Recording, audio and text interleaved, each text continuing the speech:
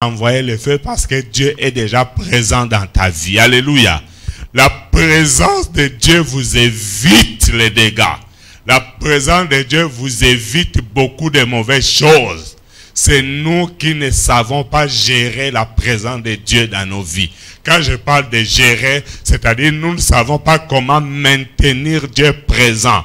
Parce que Dieu n'est pas dans les péchés. Alléluia.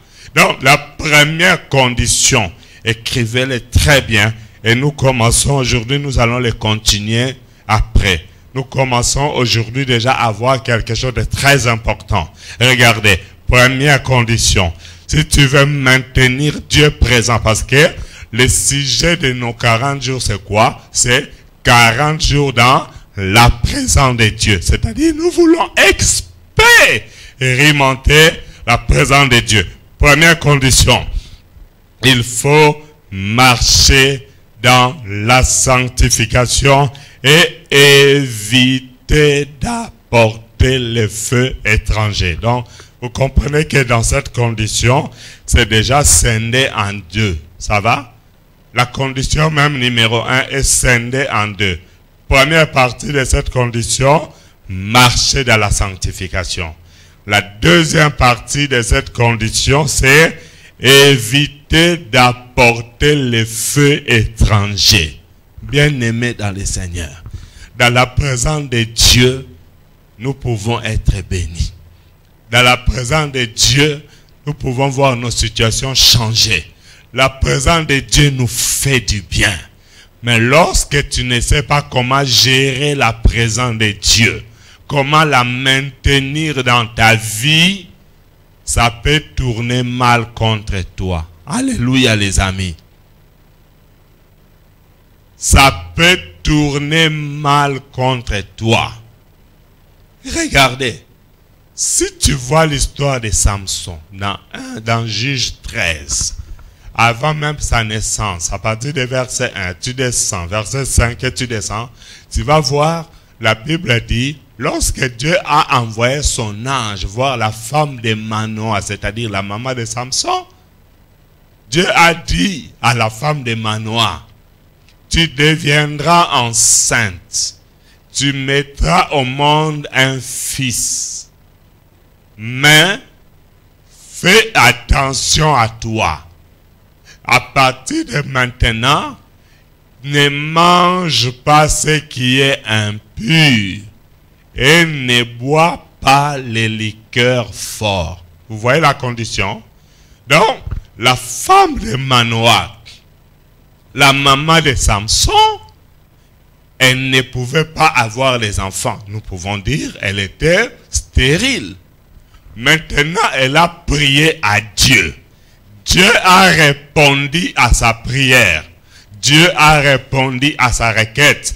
Mais Dieu lui donne la condition.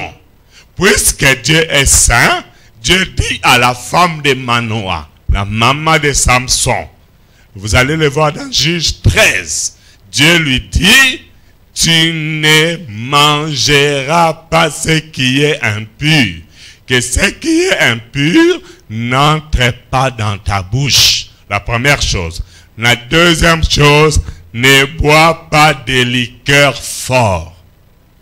Pourquoi est-ce que Dieu va interdire à quelqu'un quelque chose que lui-même sait que cette personne-là n'est pas tentée à faire cela?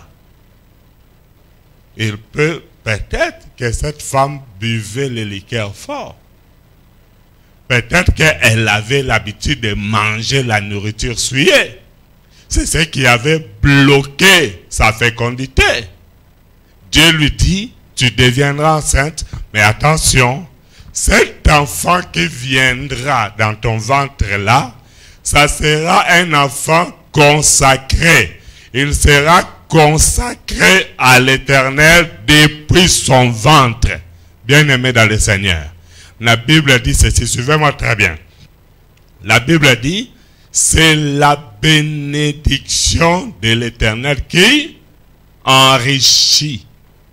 Et il ne la fait suivre d'aucun chagrin. Si Dieu te bénit, il n'y aura pas de chagrin. Est-ce que tu me comprends?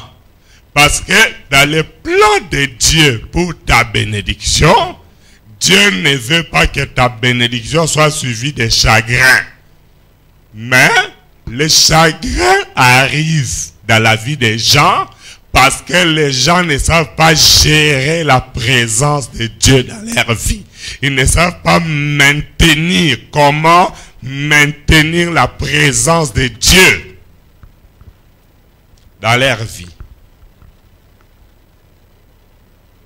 Je vais vous faire voir un verset. Nous allons dans le psaume 51. Lisez le verset 13. Psaume 51. Lisez le verset 5. Allez-y rapidement, si quelqu'un peut nous lire ça. Psaume 51. Lisez le verset 5. Rapidement, s'il vous plaît, on n'a pas beaucoup de temps. Verset 5, je lis au nom de Jésus. 13, je parle de verset 13. Je lis au nom de Jésus. Ne me rejette pas loin de ta face. Ne me retire pas ton Esprit Saint. Amen. Reprenez 3 fois. Écoutez-moi très bien ça. Ne me rejette pas loin de ta face. Ne me retire pas ton Esprit Saint. Encore. Écoutez très bien. Lisez avec onction, frère. Ne me rejette pas loin de ta face. Ne me retire pas ton Saint-Esprit. Oh, tu as changé. Ton Esprit Saint. Amen. C'est toi qui as changé ou c'est la Bible qui vient de changer automatiquement? Non, c'est ton Esprit Saint. Alléluia. Tout le monde est avec moi. Tout le monde avec moi. Ne me rejette pas loin de ta face. Ne me retire pas ton Esprit Saint. C'est-à-dire, il y a lieu que Dieu puisse te rejeter loin de sa face. Quand est-ce que Dieu te rejette loin de sa face? Lorsque vous ne savez pas comment gérer la présence de Dieu ou comment maintenir le Seigneur présent dans ta vie. Il y a certaines choses que l'homme commet qui fait que Dieu ne supporte pas que tu sois toujours dans sa présence, alors il te rejette loin de sa face. Ça, c'est la première chose. La deuxième chose, ne me retire pas ton Esprit Saint. Ne me retire pas ton Esprit Saint. C'est-à-dire, il y a lieu que Dieu puisse te retirer son Saint-Esprit. Même si tu es déjà rempli du Saint-Esprit, si tu ne sais pas gérer la présence de Dieu, si tu ne sais pas comment maintenir Dieu qui est saint dans ta vie, amène à toi-même une vie de sainteté, le Seigneur va te retirer son esprit. Et ce cas-ci, c'est le cas de David. Alléluia. David était un roi puissant. David était oint. David, c'était le deuxième roi d'Israël. C'était un vaillant combattant. Mais David a manqué dans sa gérance de la présence de Dieu dans sa vie. Vous savez ce qu'il a fait? Dans le psaume 51, là, on nous parle de l'adultère de David. Alléluia. L'adultère peut faire que Dieu te rejette loin de sa face. L'impudicité peut faire que Dieu lui-même te prend, il te rejette loin de sa face. Et lorsque tu n'arrives pas à gérer la présence de Dieu, tu ouvres la porte à Satan et aux démons, ils vont te cribler comme du froment.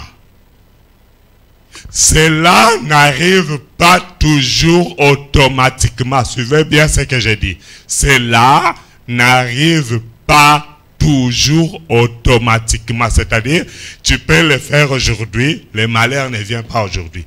Tu continues à le faire demain, le malheur ne vient pas demain. tu es habitué à le faire pendant 3 ans, le malheur ne vient pas. Mais un jour, ça arrivera. Pourquoi? Parce que la Bible dit, Dieu est lent à la colère. Il est lent à la colère. Cela ne veut pas dire que puisqu'il est lent à la colère de Dieu ne viendra pas. Non, ça viendra.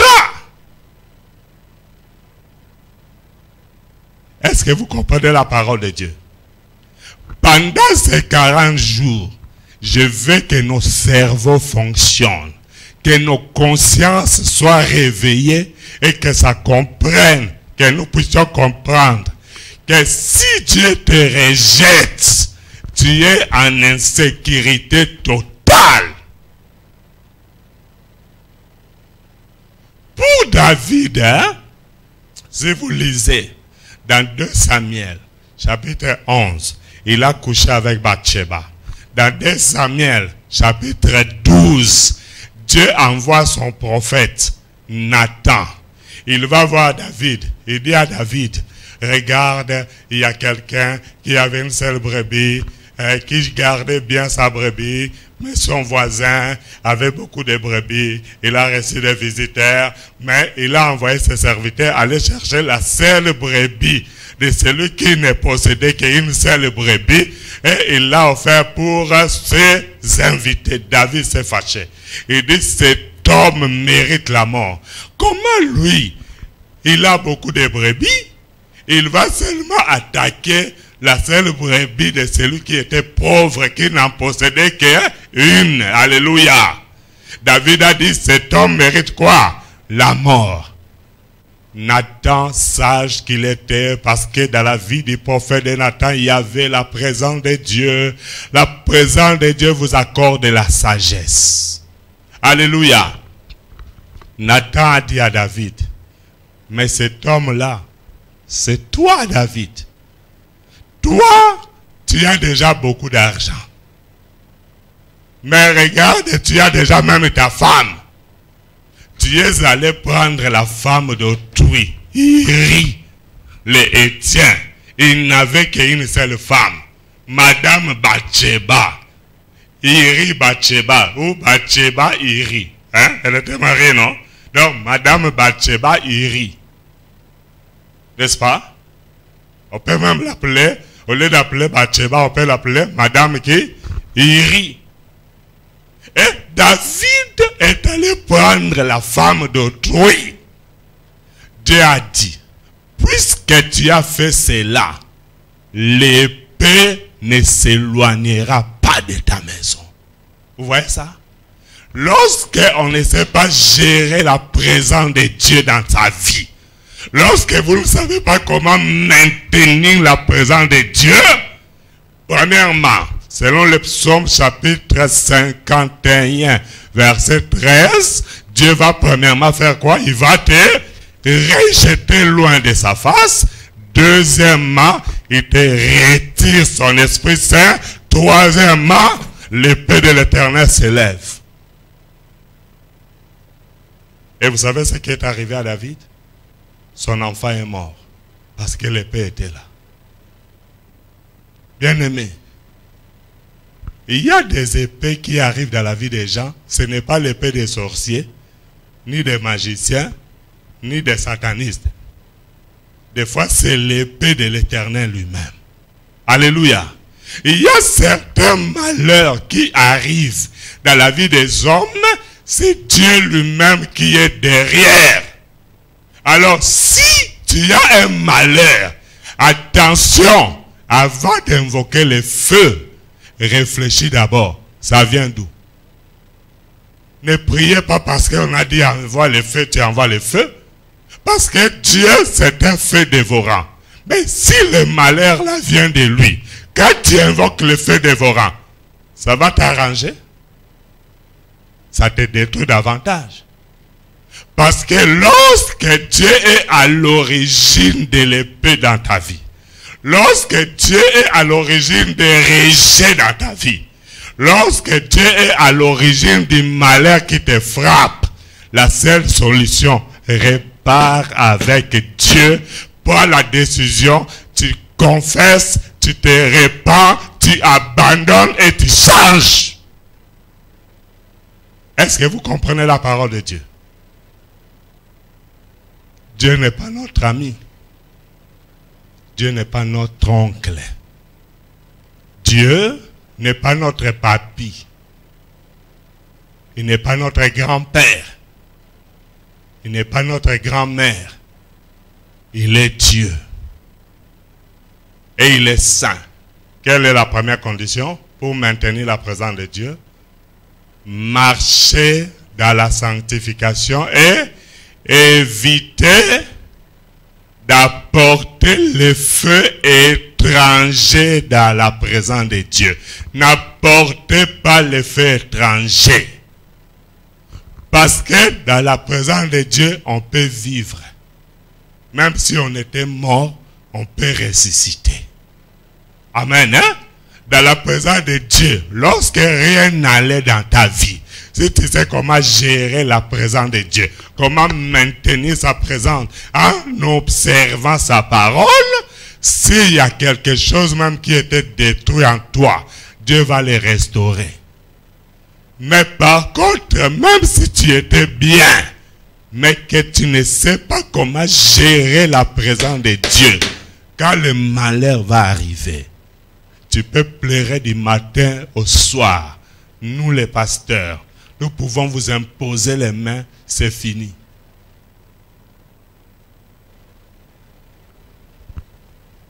Est-ce que vous savez qu'il y a des gens dans la vie des fois, le Seigneur vous a tellement accordé du temps et que vous avez pris en vain la grâce de Dieu.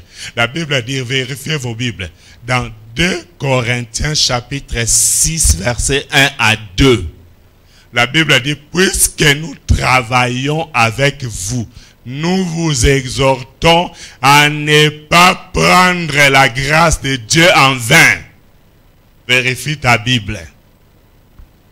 Dis après moi, puisque nous travaillons avec vous. Nous travaillons avec qui?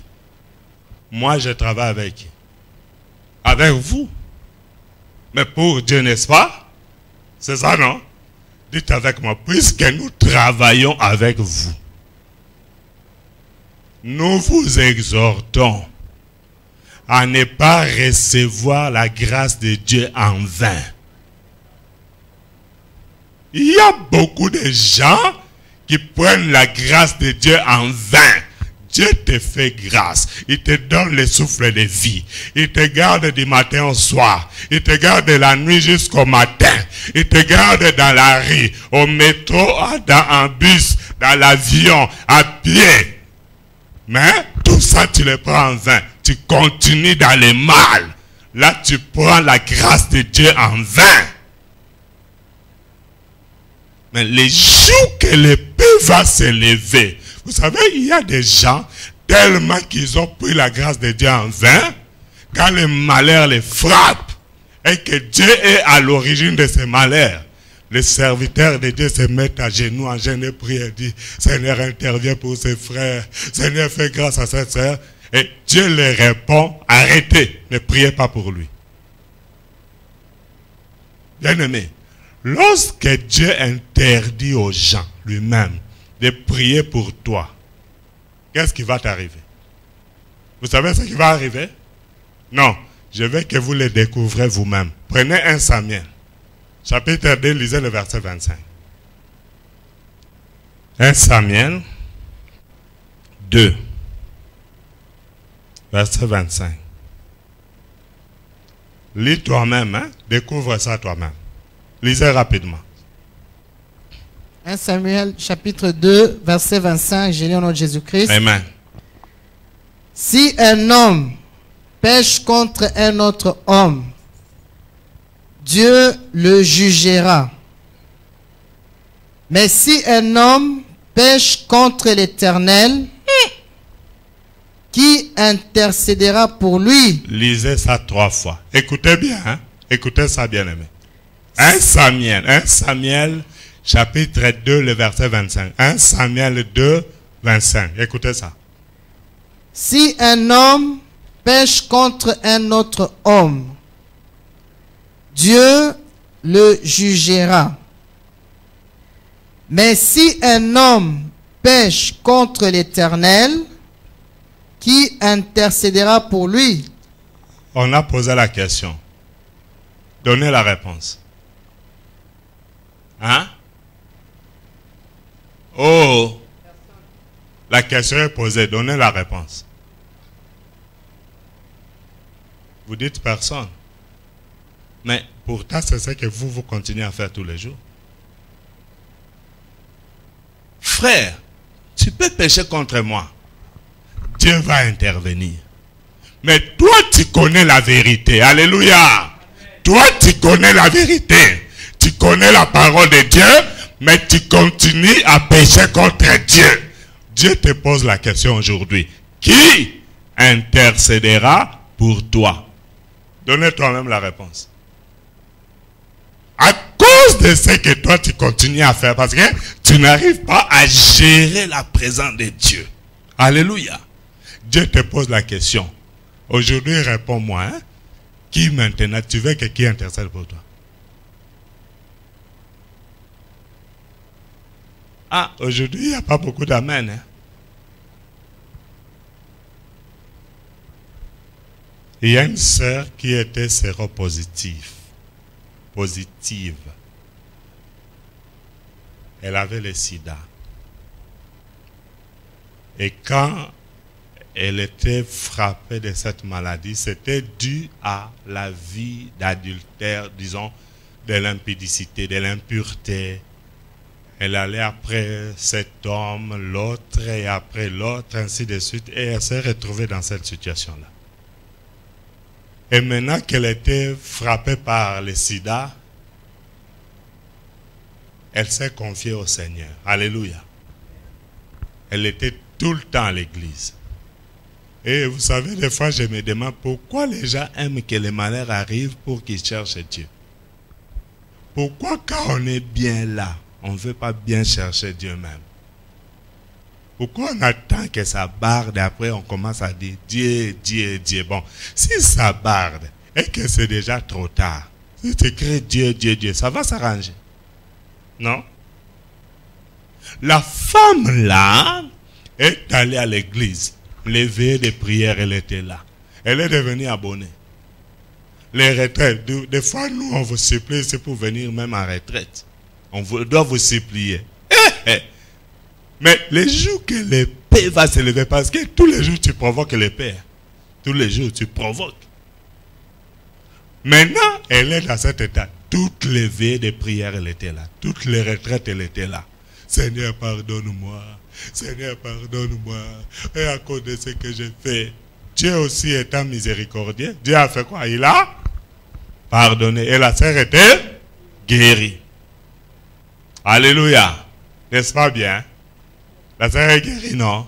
On a été faire des tests. Inherbé, le sida disparaît de sa vie. Elle commence à répandre la santé. Alléluia. Comme elle a vu que c'est bien mené. Un jour, elle dit, bon, puisque je suis déjà guéri, elle est allée avec un homme. Alléluia. Amen. Elle est allée avec la sœur qui commençait à dormir à l'église. La sœur qui était déjà dans la présence de Dieu. La sœur qui savait maintenant comment gérer la présence de Dieu. Ce jour-là, à cause de mégestion d'une seule journée, d'un seul cas, la mégestion d'une seule occasion, elle est allée avec un seul homme, une seule fois, sida encore. Alléluia. Elle s'est rappelée que la fois passée, quand elle avait le sida, elle était partie où? Chercher Dieu où? À l'église. Elle est rentrée à l'église. N'est-ce pas? Ah Dieu, pardonne-moi. Ah Dieu. Ah Dieu. Vous savez, il y a des gens même qui peuvent dire, Seigneur, la fois passée tu m'avais guéri. La Bible dit même, Jésus-Christ est le même. Hier, aujourd'hui, éternellement. Seigneur, tu ne changes pas. Et le Seigneur l'a pardonné, mais le Seigneur l'a pris. Elle est morte. Quand tu ne sais pas gérer la présence de Dieu dans ta vie, tu t'exposes. Est-ce qu'on peut avoir à l'église les gens qui craignent Dieu? Hein? J'ai posé la question. Dans cette église-là, est-ce qu'on peut avoir les gens qui craignent Dieu ici? Frères et sœurs, je vais vous dire la vérité. Moi, j'ai fait un effort. Hein. Je suis aussi un homme comme vous. Nande Nazana qui te côté. Ngapenza. Hein? Gakutu bogar te beau papa.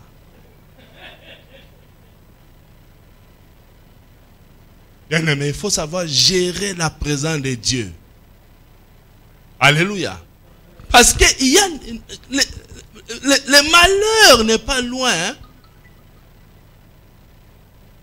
Je me pose la question, pourquoi quand les gens souffrent, ils se donnent à Dieu? Le jour qu'on commence à voir un peu clair, et clair en gros, il y a le clair là, ce n'est même pas encore beaucoup. Il y a des règles, c'est des chaînes. Voilà, bien-aimés. Combien parmi nous avaient promis à Dieu, si tu me donnes le travail, je soutiendrai ton travail. Si tu me guéris, je te servirai. Si tu me bénis, je donnerai toujours les offrandes, les dons, les libéralités, les dîmes. Vous aviez promis ça dans vos prières. Personne n'était pas là. C'était seulement toi et Dieu. Tu le fais? C'est pourquoi vous voyez dans Exode, chapitre 33, relisons le verset 7. Écoutez ce que Moïse a fait pour savoir gérer la présence de Dieu dans sa vie. Alléluia! Exode 33, lis après moi le verset 7. Tout le monde après moi. Avec moi, Moïse prit la tente et la dressa hors du camp, à quelque distance. Il l'appela tente d'assignation. Et tous ceux qui consultaient l'Éternel allaient vers la tente d'assignation qui était hors du camp. Les enfants d'Israël à l'époque, ils n'avaient pas de maison comme vous et moi. Ils n'habitaient pas les appartements comme toi. Ils habitaient dans des tentes. Vous savez pourquoi? Pardon? Parce qu'ils étaient errants. Amen. Ils n'avaient pas un lieu fixe où habiter. Ils étaient des voyageurs. Alléluia. Ils devaient quitter l'Égypte pour aller au pays où coulait le mien. Alors, ils pouvaient voyager à tout moment. D'où pas besoin de construire une maison, pas besoin de louer un appartement. C'est pourquoi ils habitaient sous des tentes. Même Moïse habitait dans une tente. Josué habitait dans une tente. Aaron habitait dans une tente. Tous ces gens-là habitaient sous des tentes. Alléluia. Mais regardez Moïse. La Bible dit Moïse a pris sa tente. Il a pris sa tente. Il l'a enlevé du milieu du camp. Il est allé le placer hors du camp, à l'extérieur du camp, à quelque distance. Vous savez pourquoi? Dans les camps, il y avait toutes sortes de désordres. Dans les camps, il y avait des murmures. Il pouvait y avoir des querelles. Dans les camps, il pouvait y avoir des limpidicités, de l'adultère, les mensonges, toutes sortes de péchés dans les camps. Moïse a dit, si moi je laisse ma tente là à l'intérieur du camp, je risque d'être contaminé par les péchés. Je risque de faire la mégestion de la présence de Dieu.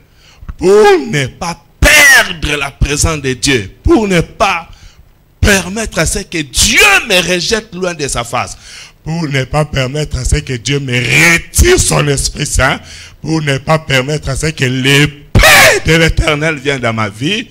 je quitte le camp, je mets ma tente en dehors de tout ce qui se passe à l'intérieur du camp. Alléluia! Vous savez ce que ça signifie? C'est-à-dire, si tu veux bien gérer la présence de Dieu dans ta vie, sors du milieu du camp. Quitte le mensonge. Je dis quoi? Quitte les mensonges. Abandonne les mensonges. Abandonne l'hypocrisie. Abandonne l'impudicité. Abandonne l'adultère. Vous savez, il y a une femme qui m'a appelé de la France une fois. D'abord, vous n'allez pas connaître cette personne parce que je ne cite pas son nom. Je parle d'une femme en France. En France, il y a combien de femmes? Donc vous ne la connaissez pas déjà. Une femme m'a appelé de la France.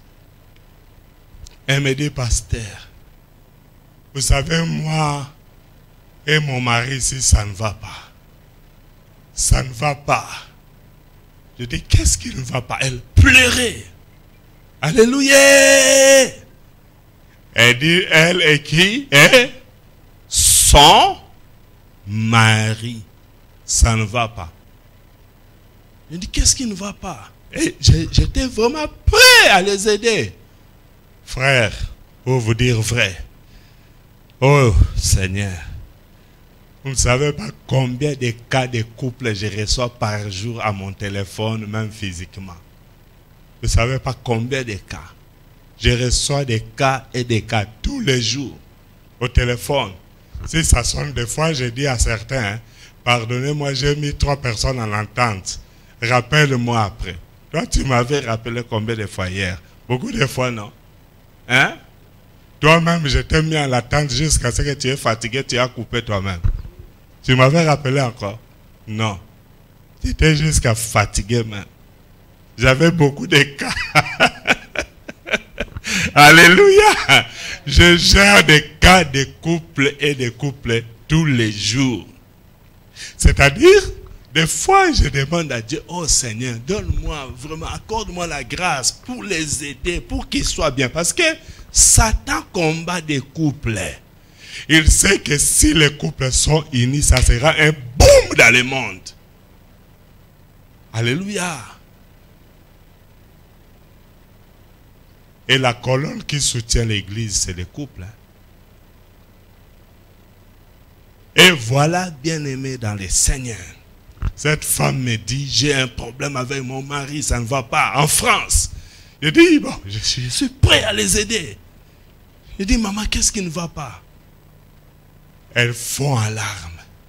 Elle commence à pleurer. Je dis, maman, calmez-vous s'il vous plaît, qu'est-ce qui ne va pas? Elle me dit, pasteur. Elle était mongo. Pasteur, yango naanza comprendre te mobali ongi na dwi abimina mwana na ngai moko. C'est-à-dire, elle a dit que le monsieur qu'elle a pris là est allé avec sa propre fille et elle avait une seule fille, l'unique fille. De toute sa vie, elle n'a pas d'autres enfants. Elle n'a que celle-là. Et le monsieur est allé avec sa fille. Et qu'est-ce que le monsieur faisait? Lorsque sa femme va au travail parce qu'elle vendait quelque part là, vous connaissez qu'il y a beaucoup de gens. Elle vendait là-bas. Et le monsieur restait, c'est comme ça que le monsieur profitait. Et chaque jour, c'était comme ça. Et quand maman rentrait, le monsieur fait semblant comme si il est avec maman. Donc, à Kikongo, on appelle ça quoi? Koudia Nsusu, Koudia Maki, c'est quoi? C'est Swahili au Kikongo. Kikongo. Donc, il mangeait et la poule, et ses œufs, et son œuf. La maman a pleuré. La façon qu'elle pleurait, j'ai eu mal. J'ai dit, qu'est-ce que je peux faire? J'étais prêt à parler à cet homme. Elle me dit, je l'ai chassé de la maison, ce monsieur. J'ai dit, mais alors, je pose la question à cette maman. Comment vous êtes-vous mariés? Ok, ça c'est la bonne question, non? Elle me dit, ah, pasteur, On n'est pas marié. Oh, mais maman, vous avez dit que c'est votre mari, non? Comment vous n'êtes pas marié? Elle me dit, papa, elle dit tout ça, c'est parce qu'elle avait peur de la souffrance de la nuit. C'est-à-dire quoi? Cette maman va me raconter maintenant son histoire. Elle n'était pas mariée. Mais chaque fois, elle prenait des hommes. Et les hommes venaient habiter dans sa maison. Pendant 3 mois, pendant 6 mois, c'est elle-même qui faisait tout pour ces hommes-là. Elle les prenait en charge. Pourquoi? Parce qu'elle avait besoin de ce que vous connaissez. Ok? Et en plus, elle me dit, au cas où elle tombait malade la nuit, elle voulait qu'il y ait quand même quelqu'un pour l'aider.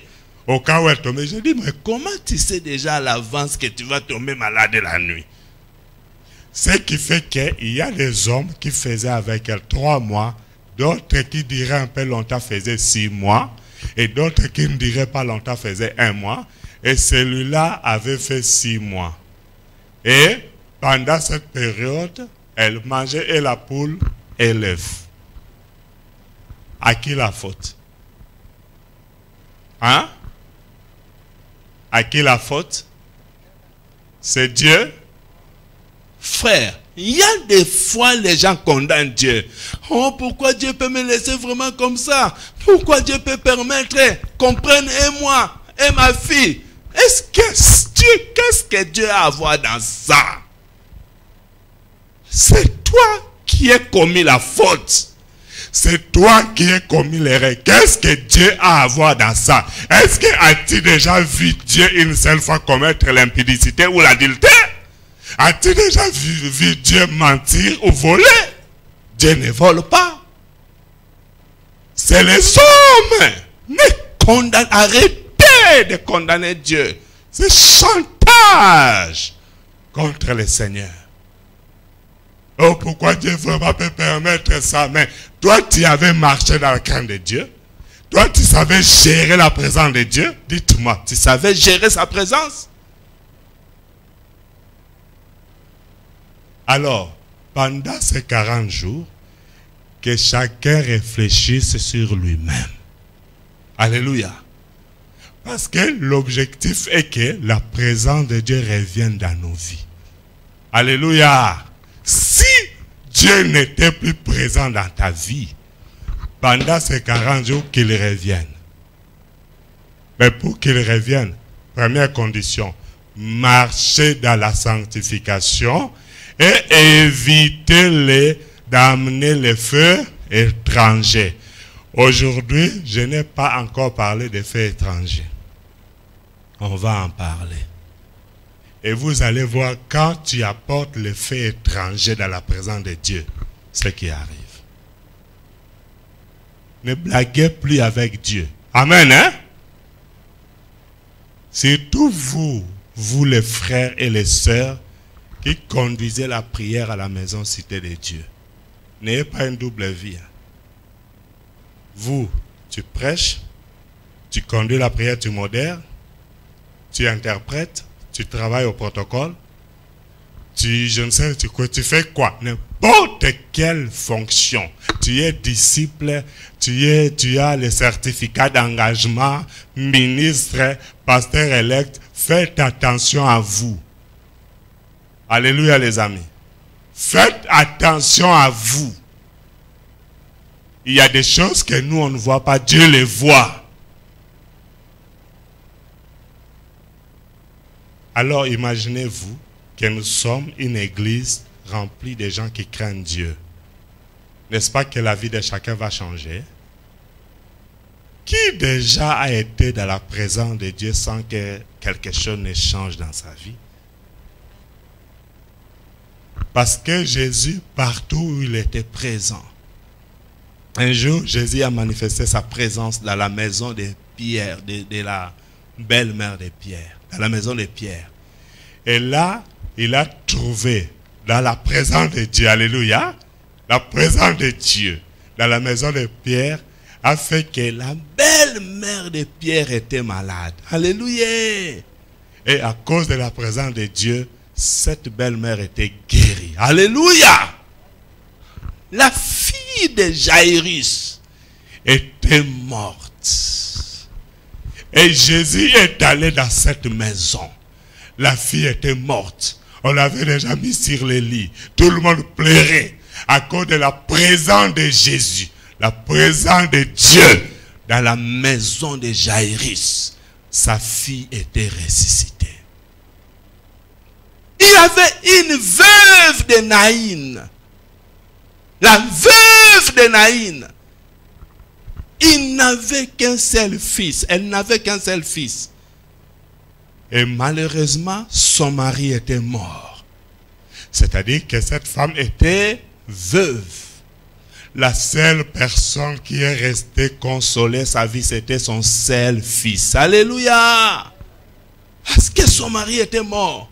Mais elle avait la consolation quand elle regardait son fils. Mais hélas, son fils est mort aussi. Et on a mis le fils dans le cercueil. On l'a amené au cimetière pour l'enterrer. Et pendant que les gens étaient en cortège pour le cimetière, la présence de Dieu a intervenu. Alléluia! Jésus était sur le chemin de ce cortège et Jésus a touché le cercueil. Alléluia! Quand il a touché le cercueil, la présence de Dieu a ressuscité le fils de la veuve de Naïn. Qu'est-ce que la présence de Dieu est incapable de changer? La présence de Dieu est capable de tout. C'est nous qui ne savons pas comment gérer la présence de Dieu dans nos vies. De la même façon que beaucoup ne savent pas gérer le succès. Vous savez ça?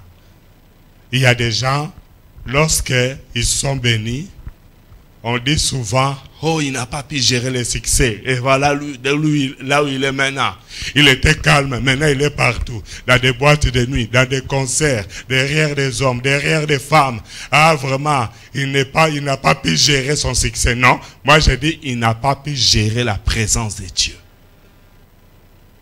Alléluia. Dis Seigneur, fais-moi grâce.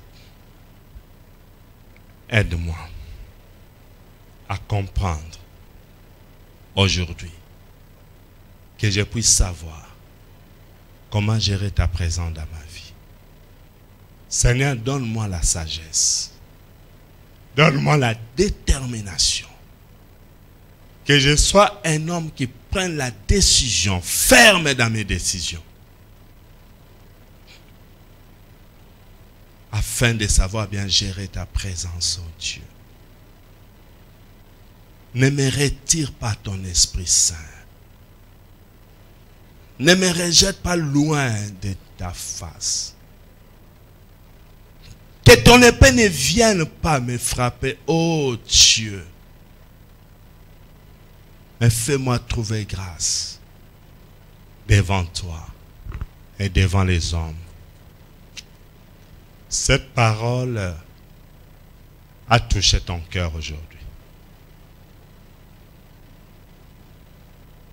Cette parole t'a poussé à réfléchir sur beaucoup de choses dans ta vie. Écoutez, bien-aimés. La présence de Dieu, devant elle, rien ne peut résister. Regardez. Vous allez voir dans Jean 11. Il y a un monsieur qui s'appelait Lazare. Il était mort. Et ça faisait même 4 jours qu'on l'avait déjà enterré. Alléluia. Mais la présence de Dieu dans ce cimetière. Jésus est allé se pointer devant les tombeaux, là où on avait mis Lazare. La présence de Dieu a crié, Lazare, sors! La Bible déclare, les morts sortis. Bien-aimé, la présence de Dieu est capable de ressusciter quelqu'un qui était mort il y a 4 jours passés. Qu'est-ce que la présence de Dieu est incapable de réaliser? C'est pourquoi tu as besoin de la présence de Dieu. Amen. Tu en as besoin. Écoute mon conseil, je vais terminer. Tu vas chercher la présence de Dieu. Tu vas prendre des graves décisions d'abandonner certaines personnes. Quand je dis certaines personnes, c'est-à-dire ceux qui sont la cause de ta chute.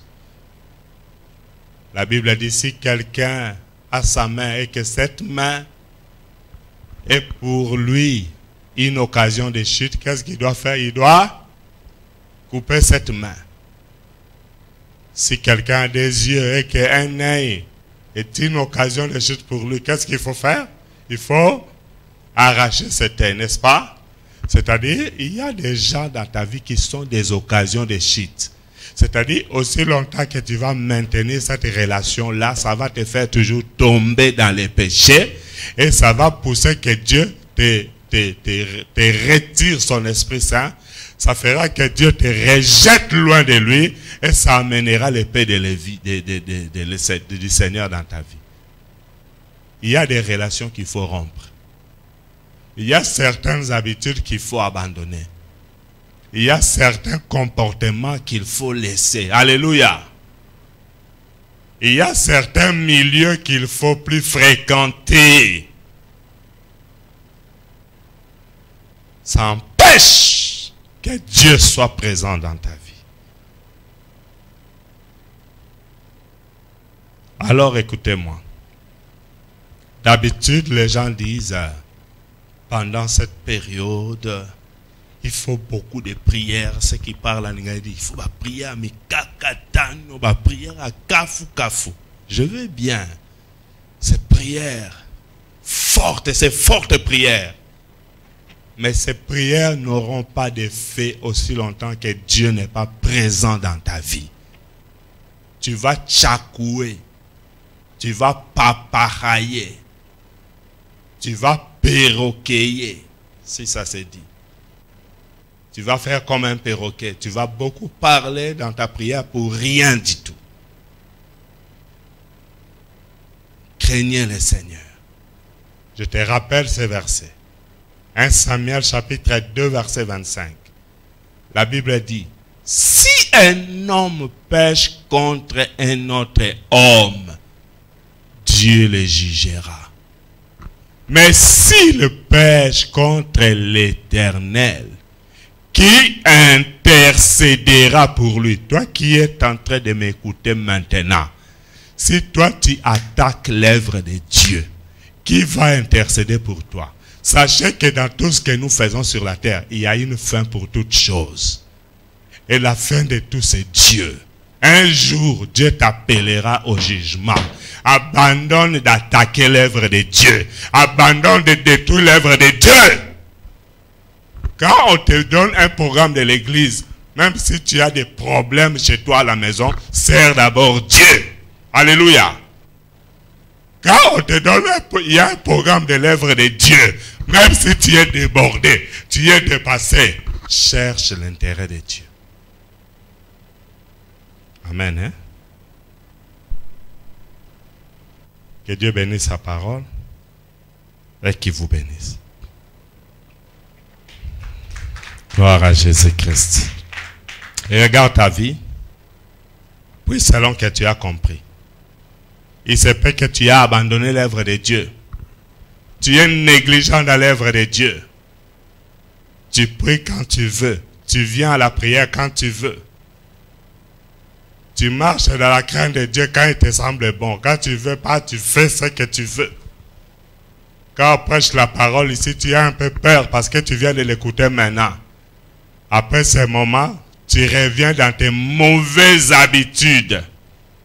La Bible dit, recherchez la paix avec tous, avec tout le monde, avec les hommes,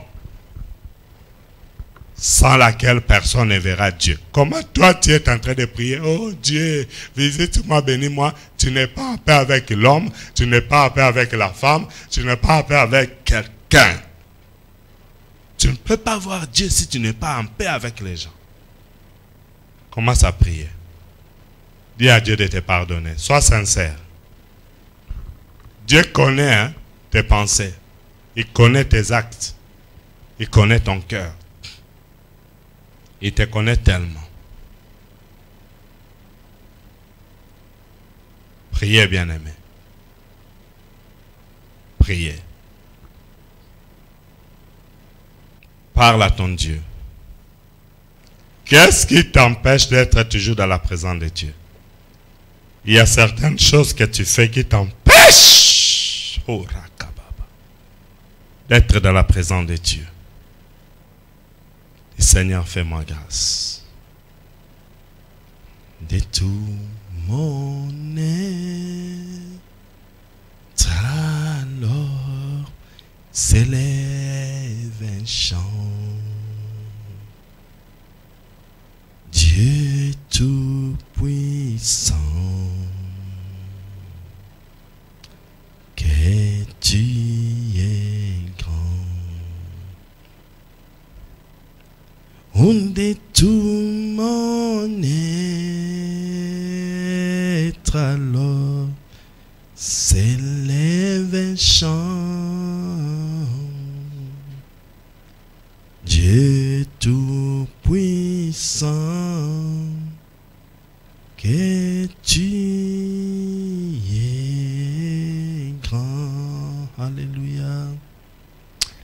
Et quand je pense au sublime mystère qu'un Dieu si grand ait pu penser à moi, que son cher fils est devenu mon frère et que je suis l'héritier du grand roi. Oh, de tout mon être,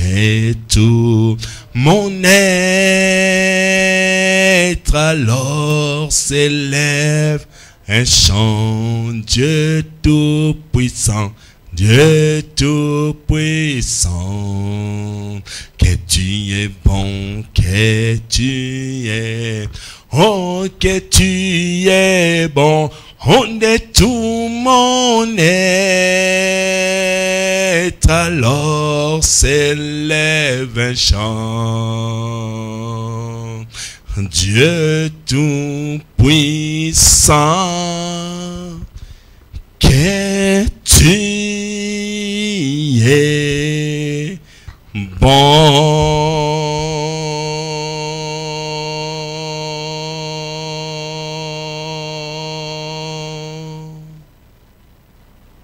Priez avec moi, debout là où vous êtes, les deux mains levées. Dis Seigneur, pardonne-moi. Je prends la décision d'abandonner. Aide-moi à abandonner cette vie de cache-cache. Quand les gens ne sont pas là, toi tu me vois, tu m'entends, tu me comprends. Oh Dieu, pardonne-moi tout ce que j'ai commis à l'absence des hommes. Seigneur, aie pitié de moi. Des fois, je te fais des chantages. Pourquoi Dieu peut me laisser comme ça? Pourquoi vraiment Dieu n'agit pas? Pourtant, moi-même, je commets des erreurs, des fautes, des péchés. Parce que toi, tu ne pêches pas. C'est moi qui ne sais pas gérer ta présence dans ma vie. Oh, pardonne-moi, Seigneur. aide-moi. Accorde-moi ta sagesse. Et que je puisse savoir comment gérer ta présence. Pendant ces 40 jours, sois ma force. Aide-moi à marcher dans la sanctification. Ô Seigneur, pendant ces 40 jours, délivre-moi de toutes les situations négatives qui éloignaient ta présence de ma vie. Aide-moi à être toujours présent devant toi. Et que tu sois toujours présent dans ma vie, Seigneur. Aide-moi à abandonner la haine, à abandonner la colère, à abandonner des paroles méchantes, à abandonner les actions méchantes, à abandonner la méchanceté des actions, les vols, les mensonges, la ruse, la tricherie, la cachotterie. Aie pitié de moi. Que le sang de Jésus me purifie. Âme, corps et esprit. Sanctifie-moi, ô Dieu, par le sang de Jésus. Sanctifie-moi par ta parole. Ta parole est la vérité. Ne me retire pas ton Esprit Saint. Ne me repousse pas loin de ta face. Ne me rejette pas loin de ta face. Mais fais-moi trouver grâce devant toi et devant les hommes. Que je marche dans la sanctification. Et que je n'amène pas le feu étranger dans ta présence. Merci Seigneur Jésus-Christ. Amen. Écoutez, je vais clôturer la prière. Si tu as ton offrande, tu les prépares. Chaque fois que nous nous réunissons, il est important que nous puissions penser que les offrandes, on ne vous force pas, c'est volontaire, mais le Seigneur a dit que chaque fois que nous venons devant sa présence, nous ne devons pas venir les mains vides. Amen. Pensez aussi à cette salle. N'est-ce pas qu'en ces lieux nous sommes bénis? Amen. Pensez-vous à payer cette salle? Pensez-vous à payer cette salle, bien-aimés? C'est aussi une façon de maintenir la présence de Dieu. Lorsque nous nous occupons de la salle, des paiements des factures de cette salle, des loyers de cette salle, lorsque nous nous occupons de l'œuvre de Dieu, c'est aussi une façon de maintenir la présence de Dieu dans nos vies. Amen. Hein? Alors la continuité du programme de jeûne, suivez très bien. À partir de cette nuit, minuit, jusqu'à dimanche, nous changeons un peu de programme. Parce que beaucoup de gens pensent que il faut forcer Dieu. On ne force pas Dieu, mais on marche selon ses principes. Amen. Si tu marches selon les principes de Dieu, Dieu est avec toi. Suivez très bien. À partir de demain, c'est-à-dire à partir de cette nuit, minuit, nous entrons dans un programme liquide, fruits, légumes et poissons. Je reprends. Liquide, fruits, légumes et poissons. C'est-à-dire à partir de demain vendredi, toute la journée jusqu'à la nuit, nous entrons dans ce programme. Liquide, fruits, poissons et légumes. Amen. Pas de foufou, pas de riz. Alors, parmi les légumes, il y a les pommes de terre. La pomme de terre, ça fait partie des légumes. Les haricots, les petits pois, la salade, tout ce que vous voulez. Amen. les frites, c'est la pomme de terre. Donc ça, c'est à partir des mains. Alors, comment ça va se passer? Pendant la journée, nous sommes dans les liquides. Pendant la journée, liquide, et vous choisissez un fruit. Pendant la journée, un seul fruit, pas beaucoup, un seul. Pendant la journée, liquide plus un fruit. À partir du soir, 18h, vous pouvez maintenant combiner avec les légumes, les poissons. Vous pouvez encore ajouter les liquides. Vous pouvez encore ajouter des fruits. Amen. Ça va? Mais ne mangez pas l'œuf bouilli avec la banane. Ne faites pas ça. Vous savez que c'est dangereux, n'est-ce pas? Ça tue, c'est un poison. Ne faites pas ça. Amen. Les gens pensent que les jeûnes et prières, c'est toujours les jeûnes à sec. Qui vous a dit ça? Nous suivons la direction du Saint-Esprit. Les jours que le Seigneur nous dit jeûne à sec, on fait jeûne à sec parce que c'est biblique. Amen. Les jours qu'il nous dit légumes, on fait légumes. Si tu lis dans Daniel 1, Daniel a jeûné pendant 3 ans, il ne mangeait que les légumes. Et Dieu a fait de Daniel 10 fois supérieur par rapport aux autres. Amen. Hein? C'est important de suivre les instructions. Donc, de vendredi à dimanche, nous avons compris ce que nous devons faire. Amen. La journée, c'est liquide et un seul fruit. Tu peux prendre le liquide autant que tu veux, mais sois en prière. Gère la présence de Dieu. Si tu as des conflits avec quelqu'un, essaye d'arranger. Ça va? Maintenant, la sanctification. Nous sommes debout. Prépare ce que tu as apporté pour le Seigneur. Seigneur, merci d'avoir commencé avec nous. Merci d'avoir opéré des grandes choses. Nous avons la foi que pendant ces 40 jours, nous te verrons à l'œuvre. Nous te recommandons la prière de Skype, des mains. Et nous avons la foi que tu vas te glorifier. Manifeste-toi. Bénis nos offrandes, dons, dîmes et libéralité. Glorifie-toi dans nos vies et dans nos maisons. Que ton règne vienne et que ta volonté soit faite dans nos vies. Protège-nous sur le chemin de retour et fortifie chacun. Aide-nous à bien gérer ta présence dans nos vies. Merci de nous avoir acceptés encore dans ta présence. Merci Jésus. Merci Seigneur Jésus-Christ. Amen. Écoutez bien-aimés, rentrez à la maison et réparez les erreurs. Amen.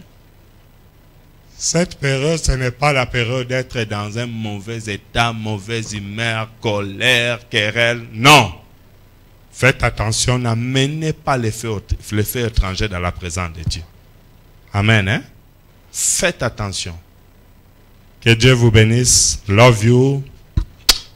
Bye.